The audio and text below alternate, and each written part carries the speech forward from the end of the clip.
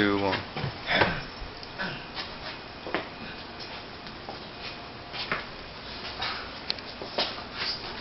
Hello everybody. Today I'm going to talk about a problem that's kind of getting out of control in the world, and that's known as the drug war. I'm not like a big supporter of drug addicts or anything, just the big thing is I feel like the drug war is doing more harm than good, and it's just kind of wasting our time. Now to open up on my PowerPoint, I have a corny little poem that kind of suits the situation. And it goes as follows. Prohibition is an awful flop. We like it. It can't stop what it's meant to stop. We like it. It's left a trail of graft and slime. It don't prohibit worth a dime. It's filled our land with vice and crime. Nevertheless, we're for it. Now, after that, I have the beginning of Prohibition, which everybody knows when they banned alcohol with the 18th Amendment in 1920. After that was passed, the murder rate in America rose dramatically, and it remained very high during it. And then once it was finally over, it went 10 consecutive years of dropping and dropping.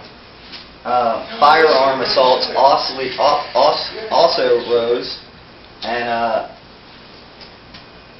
1933, the last year of Prohibition, there were 12,124 homicides, and 7,863 of them were assaults with firearms. Now, by 1941, after Prohibition had ended, the numbers dropped dramatically to 8,048 and 4,025. So, you can see the dramatic effect Prohibition can have. Alright, another big thing with the problem I have with the drug war is the cost. It's kind of, we're wasting a lot of our money on something that's can't really be technically considered a crime. I mean, sure, these people need help, but I mean, to imprison them is kind of ridiculous. But anyway, in 2003, the U.S. federal government spent over $19 billion on the war on drugs. This was at a rate of $600 a second. The number continues to rise every day, and sometimes by billions of dollars. But why? Well, I don't really know how to answer that question, but as of right now, 406,737 people have already been arrested in this year for a drug-related crime. Arrests for drug law violations in 2008 are expected to surpass the staggering amount in 2006, which was 1,889,810. Also, law enforcement has made more arrests for drug law violations in 2006 than any other offense. Did you know that supposedly someone is arrested for violating a drug crime every 17 seconds? I didn't think you did, that's what I'm telling you. Some more miscellaneous info on it. I really didn't. 2,329 people have been incarcerated this year already for drug law conviction. Since December 31st of 1995, the U.S. population has grown an average, or the prison population has grown an average of 43,226 inmates per year.